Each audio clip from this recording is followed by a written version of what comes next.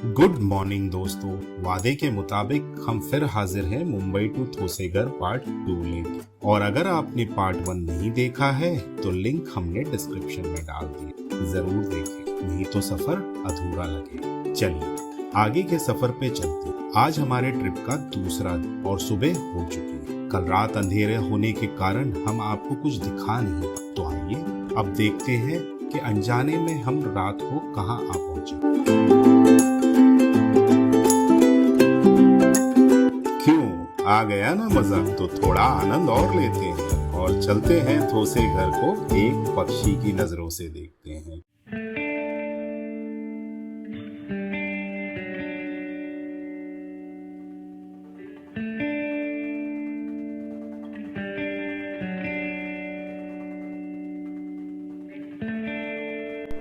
जी हाँ, ये वो विंडमिल्स हैं जो मीलों तक फैले हुए हैं और थोसेगर इन्हीं के लिए जाना जाता है।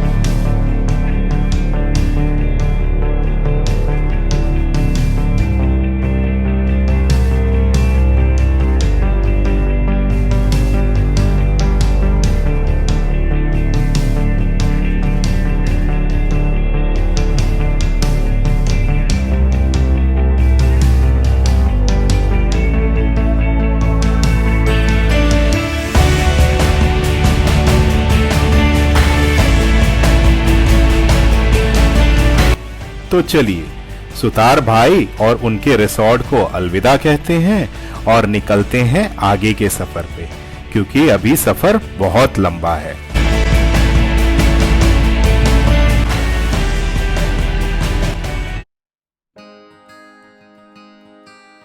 चाय तो हम सुतार भाई के यहाँ पीकर ही निकले थे और हमने तय किया कि अब नाश्ता वाटरफॉल देखने के बाद ही करेंगे, जो रिसोर्ट से काफी नजदीक है। तो हम पहुंच गए वाटरफॉल देखने। यहाँ पहुंचकर हमने 50 रुपए पर हेड के हिसाब से टिकट निकाला और अंदर की ओर चल दिए। पहले तो लगा भला ये भी कोई बात है, वाटरफॉल देखने के लिए टिकट क्यों? लेकिन जब अंदर पहुंचे तो समझ आया कि कितने अच्छे से मेंटेन करके रखा है इन्होंने ये जगह। आमतौर पे किसी वाटरफॉल के यहाँ आप पहुंचे तो रास्ता काफी खराब होता है, लेकिन यहाँ पर बाकायदे सीढ़ियां बना रखी और चारों तरफ नजर घुमाकर देखें तो नेचर ही नेचर फैला हुआ है। कुछ देर चले ही थे कि हमें समझ में आया यहाँ एक नहीं दो वाटरफॉल है, एक छोटा और एक बड़ा। और हमने तय किया कि पहले हम बड़े वाले वाटरफॉल के पास जाएं।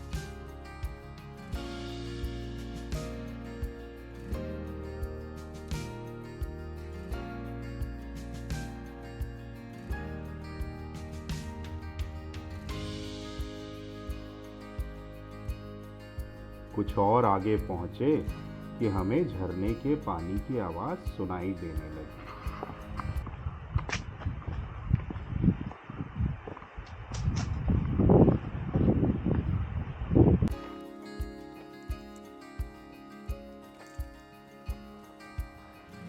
फरवरी का महीना होने के कारण हमें ज़्यादा कोई उम्मीद नहीं थी, लेकिन जब हम यहाँ पहुँचे और वाटरफॉल को देखा तो हम देखते ही रहे और हमें ये एहसास हुआ कि we are witnessing one of the highest waterfalls in India, which is falling from a height of approximately 1600 feet.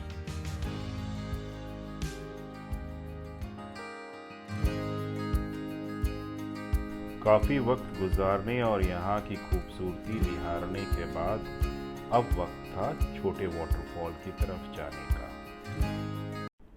कुछ देर चले ही थे कि हमें रास्ते में ये दिखाई दिया। वो तो भला हो शैलेश भाई की तेज नजरों का, जिन्होंने इसे मेरे पीछे होते हुए भी देख लिया और मुझे पहले ही सावधान कर दिया।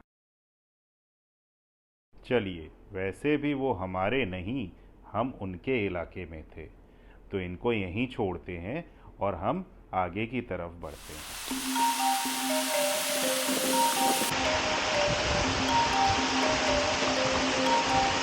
और जब हम छोटे वाटरफॉल के यहाँ पहुँचे तो नज़ारा कुछ ऐसा था जो मंत्रमुग्ध कर देने वाला था।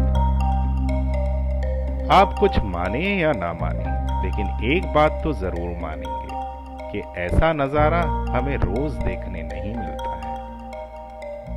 इस झरने से गिरते हुए पानी में क्या आप इंद्रधनुष देख सकते हैं? ये पूरा एक्सपीरियंस हमें मेस्मराइज कर देने वाला था। चारों तरफ नेचर ही नेचर। इतना साफ पानी हमने बहुत कम जगह देखा है। कुदरत के इस करिश्मे को हम महसूस कर ही रहे थे कि हमारी नजर पड़ी इस गुफा की ओर, जो झरने के ठीक बराबरी में था। अब हमारी जिज्ञासा और बढ़ी और हम चल दिए गुफा के अंदर। और गुफा में हमने क्या देखा, आइए दिखाते हैं, आप खुद देख लीजिए।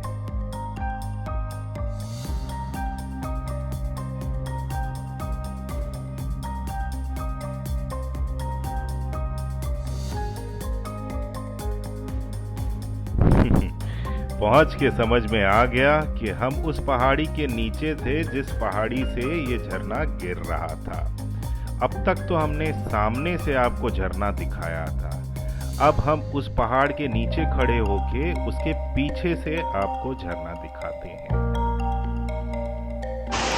ओह,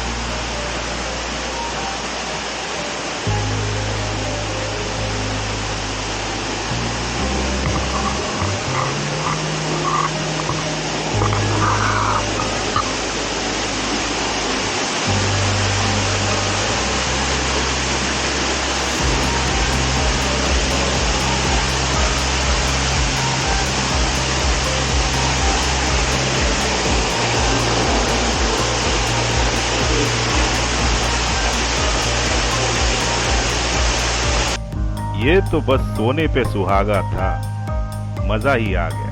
आशा करते हैं आपको भी आया हो। चलिए, अब समय है नाश्ते का।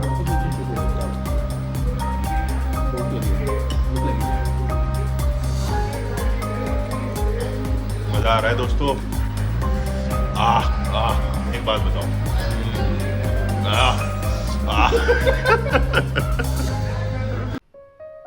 इससे बेहतर तरीका नहीं हो सकता था अपने दिन को शुरू करने का, जहां आप सुबह उठते ही ये जानते हैं कि आज का पूरा दिन आप उन लोगों के साथ बिताने वाले हो जो आप जैसे ही हैं, जिनकी सोच आप जैसी है, जो फील आपकी ही तरह करते हैं और जो आपको आपसे बेहतर समझते हैं। जी हाँ, इस तरह के सफर में आप सिर्फ नई जगह या नई चीजों को नहीं एक्सप्लोर करते, बल्कि खुद को भी एक्सप्लोर करते हैं। ये वो दोस्त हैं जिनकी जरूरत सिर्फ मुझे नहीं है, ये जरूरत हर एक इंसान की है जो सांस ले रहा है। आपका एक दोस्त जरूर ऐसा होना चाहिए जो आपकी जिंदगी में पॉजिटिव बदलाव ला सके। ये वो दोस्त हैं जिनके साथ आप सिर्फ मजे नहीं करते, बल्कि आपको खुद से खुद को मिलाते हैं, आपको चैलेंज करते हैं, सोचने पर मजबूर करते हैं और हमें लाइफ में चलते रहना सिखाते हैं। ये वो दोस्त हैं जो हमारे गलत को सही नहीं बोलते और हम गिर रहे हों तो संभालते हैं। अगर ऐसे दोस्त आपके सफर में हैं तो आपकी सफरिंग कम हो जाती है। ये तो सिर्फ 3 हैं जिससे आप मिले हैं, अपनी तो पूरी गैंग है बॉस। सबसे मिलाऊंगा जुलाई 2023 में। चलिए, इसी इमोशनल नोट के साथ हम पहुंच गए उमरौड़ी डैम व्यू पॉइंट। गुजर जाते हैं खूबसूरत लम्हे यूं ही मुसाफिर की तरह, यादें खड़ी रह जाती है रुके हुए रास्तों की तरह। मगर चलते रहना अपना काम है, क्योंकि अगर चलता रहूंगा पथ पर, चलने में माहिर बन जाऊंगा। या तो मंजिल मिलेगी या अच्छा मुसाफिर बन जाऊंगा। तो हम चलते हैं अपने अगली पथ की ओर, जो थी कास पठार। Hello everyone. तो ये कास का प्लेटो है। कास मराठी में कास पठार बोलते हैं। बेसिकली ये एक बहुत बड़ा प्लेटो है और इसकी खासियत ये है कि यहाँ छोटे जो पौधे हैं, प्लांट्स हैं, इनमें डिफरेंट टाइप्स ऑफ कलर्स के फ्लावर्स आते हैं, जैसे violet, purple, pink, blue, light blue, violet. तो ऐसे मल्टीपल कलर्स के फ्लावर्स होते हैं और ये पूरा का पूरा जो एरिया है, जितना दिख रहा है आपको कैमरा से, दिस शुड बी रफली stretch of about 10 kilometres, 10 to 15 kilometres. तो ये पूरे एरिया में ये फ्लावर्स होते हैं। सितंबर से अक्टूबर के बीच में एक महीना ज़बरदस्त फ्लावरिंग होती है। भर भर के लोग भी आते हैं। ये नेचुरल है या फिर क्या? कम्प्लीटली नेचुरल है। अरे नेचुरल है। ये सह्याद्री का मैजिक है। और सह्याद्री में आपको कई जगहों पे ऐसे फ्लावर्स दिखते हैं, लेकिन स्पेशली यहाँ पे लोग क्योंकि आते हैं क्योंकि ये फ्लैट लैंड है, प्लेटो है और यहाँ पे दूर दूर तक आपको फ्लावर्स मिलता है। तो यहाँ पे कुछ ट्रेल्स है, जैसे कि यहाँ पे आप ट्रेल देख सकते हो। ट्रेल है 3-4 किलोमीटर अगर आप चल के जाएंगे तो अंदर एक लेक है, वो लेक के पास में भी फ्लावरिंग होती है। यहाँ पे अंदर एक ट्रेल है, तो आप यहाँ नीचे जाके बैठ सकते हो। वहाँ पे बैठने के लिए जगह वगैरह बनाई है। तो फॉरेस्ट ने इसको अच्छे से डेवलप किया हुआ है। So first second week of September onwards, October first week तक आप यहाँ पे आके you can have a good time, you can have a good view of the entire plateau. अच्छा, बामनौली में अभी क्या है?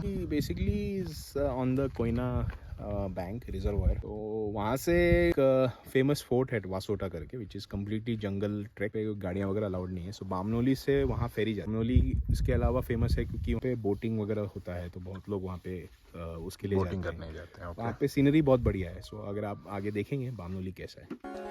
कास पठार से बामनौली करीब 10 किलोमीटर दूरी पर है।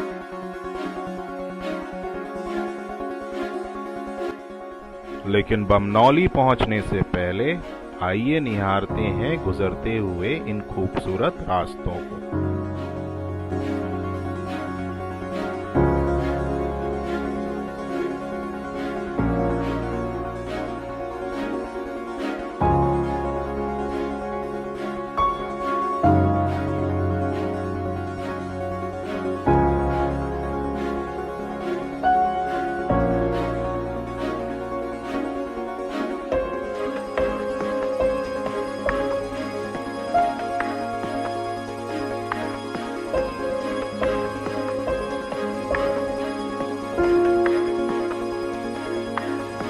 दोपहर के करीब 1:15 बजे होंगे जब हम बामनौली पहुंचे। बामनौली में कुछ देर सुस्ता कर हमें गढ़ौली और शिंदी होते हुए रघुवीर घाट पहुंचना था, जो कि हमारा अगला स्टॉप। लेकिन अगर हम बाय रोड गढ़ौली जाते तो हमें करीब 2 से ढाई घंटे लग जाते। तभी हमें किसी ने बताया कि बामनौली से करीब 12 किलोमीटर दूरी पर ZP जेटी है, जो हमें 10 मिनट में ही गढ़ौली छोड़ दे। फिर क्या था, हम पहुंच गए ZP जेटी और हमने करीब 30 किलोमीटर और 1.5 घंटे बचा लिए।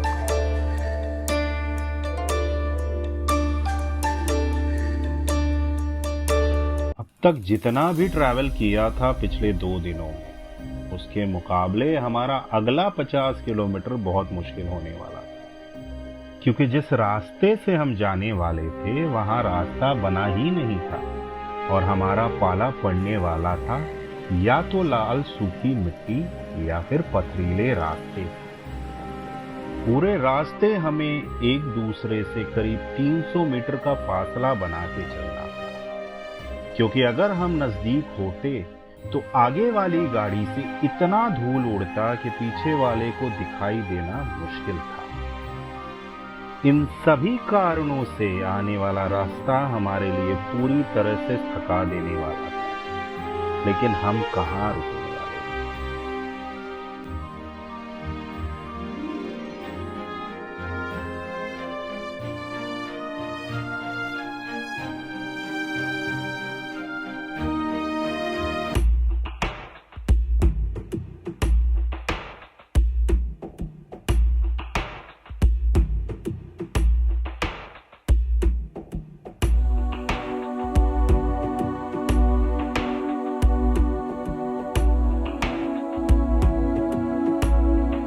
और आखिरकार हमने 50 किलोमीटर की इन मुश्किलों को पार कर ही लिया।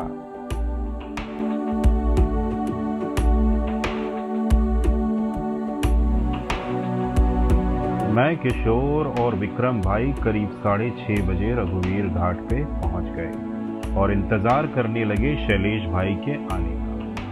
और उनके आने तक हमने क्या किया, आइए दिखा दो। किलोमीटर ऑफ रोड मार के ये हालत होती है। रोड पे ही सो गया है। ऑफ रोडिंग करने के बाद हमारी हालत और गाड़ी की हालत।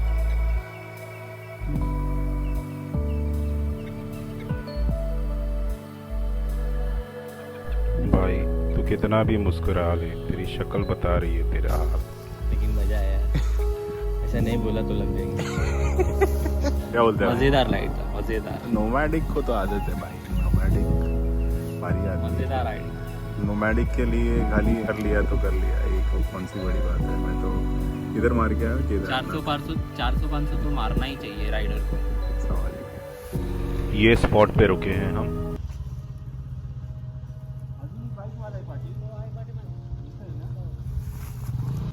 अभी एक बाइक वाले ने बताया कि शैलेश भाई पीछे ही है। जैसे ही वो आते हैं अब कुछ पेट पूजा करनी पड़ेगी। हट गई, लेकिन मजा आ गया। 50 किलो ऑफ रोडिंग करने के बाद पकोड़े छाने जा रहे हैं। शाम को पकोड़े मस्त है। गुरु को बोलो, ये जगह याद है कैसे? गुरु को फूट डालते हैं अभी। गुरु को याद नहीं रहेगा, कैनेडियन हो गया वो। अब पहचान लेगा ना तो लद्दाख वाले ट्रिप में किशोर दे देंगे उसको। इसके बाद का शूट हम कर नहीं पाए क्योंकि अंधेरा हो चुका।